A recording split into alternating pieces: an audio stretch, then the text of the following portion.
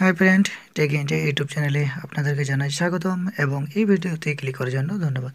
তো দেখুন, আজকের বিষয়টা সিভিক ভলেন্টিয়ার্সের পর রাজ্যে এবার আদিবাসী সিভিক ভলেন্টিয়ার্স নিয়োগ। তো রাজ্য সরকার একটা বড় সিদ্ধান্ত নিয়েছেন, যারা আদিবাসী আছেন তাদের ছেলে মেয়েদেরকে আদিবাসী সিভিক ভলেন্টিয়ার্সে নিয়োগ করছে রাজ্য সরকার। তো এই ব্যাপারটাই নবান্ন সূত্রে খবর, রাজ্য পুলিশের একটা বড় সিদ্ধান্ত, যারা আদিবাসী আছেন তাদের জন্য একটা বড় ঘোষণা রাজ্য সরকারের। তো এই ব্যাপারটাই বিস্তারিত আলোচনা করব। তো ভিডিও শুরু করার আগে আপনাদের কাছে একটা রিকোয়েস্ট, যারা এখনও পর্যন্ত আমার চ্যানেলটিকে সাবস্ক্রাইব করেননি তারা আমার চ্যানেলে নিচে লাল রঙের সাবস্ক্রাইব আছে, সেখানে ক্লিক করুন এবং পাশে থাকা বেল আইকনটি অন করে দিন, কারণ আমি যখনই নতুন ভিডিও ছাড়বো আপনার কাছে সবার প্রথম পৌঁছে যাবে। তো চলুন ভিডিওটা শুরু করা যাক।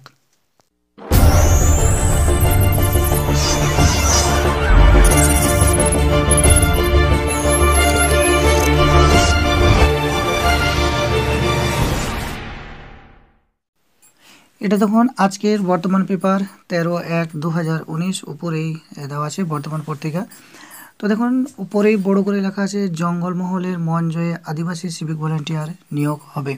তো এটা একটা খুব বড় খবর, রাজ্য সরকার খুব একটা বড় সিদ্ধান্ত নিয়েছেন, আদিবাসী সিভিক ভলেন্টিয়ার নিয়োগ করা হবে, এটা একটা খুবই ভালো খবর।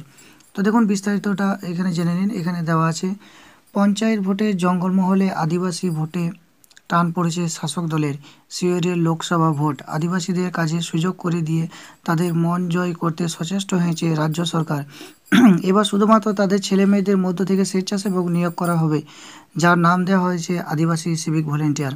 তো এখানে দেখুন বড় করে লেখা আছে, যারা আদিবাসী আছেন তাদের ছেলে মেয়েদেরকে যে স্বেচ্ছাসেবক নিয়োগ করা হবে সেটা নাম দেওয়া হয়েছে আদিবাসী সিভিক ভলেন্টিয়ার নাম দেওয়া আছে। তো এটা খুবই একটা ভালো খবর। তারপর দেখুন লেখা আছে, সিভিক ভলেন্টিয়ারের কাজ ছাড়াও তাদের এখানে আলাদা করে কাজের ব্যবস্থা করা হবে।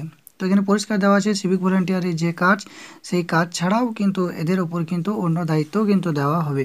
পুরুলিয়া, ঝাড়গ্রাম সহ জঙ্গলমহলের মতো বিভিন্ন এলাকায় নিরাপত্তা ও আইন শৃঙ্খলা রক্ষার কাজে সিভিক ভলেন্টিয়ারদের মতোই তাদের ব্যবহার করা হবে।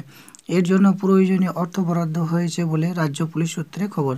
তো এখানে দেখুন পরিষ্কার ভাষাতে লেখা আছে, যারা সিভিক ভলেন্টিয়ার আছেন তাদের মতোই কিন্তু আদিবাসী সিভিক ভলেন্টিয়ার যেটা রিক্রুটমেন্ট করা হবে সেটাও কিন্তু তাদের মতোই কাজে কিন্তু এদেরকেও ব্যবহার করা যাবে।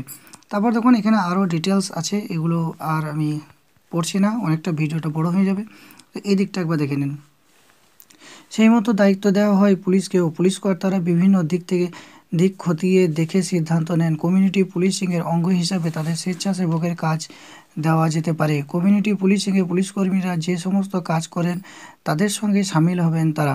তো এখানে পরিষ্কার ভাষাতে লেখা আছে যে কমিউনিটি পুলিশ যেটা আছে তারা যে কাজ করে সেই কাজে কিন্তু তাদেরকেও সামিল করা হবে, অর্থাৎ আদিবাসী সিভিক ভলেন্টিয়ারকে তার সঙ্গে সামিল হবেন তারা। এখানে দেওয়া আছে পরিষ্কার, তাদের মধ্যে থেকে জানার চেষ্টা হবে আদিবাসীদের মধ্যে কোথায় কোনো ক্ষোভ বিক্ষোভ রয়েছে কিনা। তো এখানে দেখুন পরিষ্কার লেখা আছে, আদিবাসীদের মধ্যে কোথাও কোনো ক্ষোভ বিক্ষোভ বা কোথাও কিছু হচ্ছে কিনা সেটা কিন্তু আদিবাসী সিভিক ভলেন্টিয়ারদের কাছ থেকে কিন্তু পুলিশরা খবরটা কিন্তু নেবে।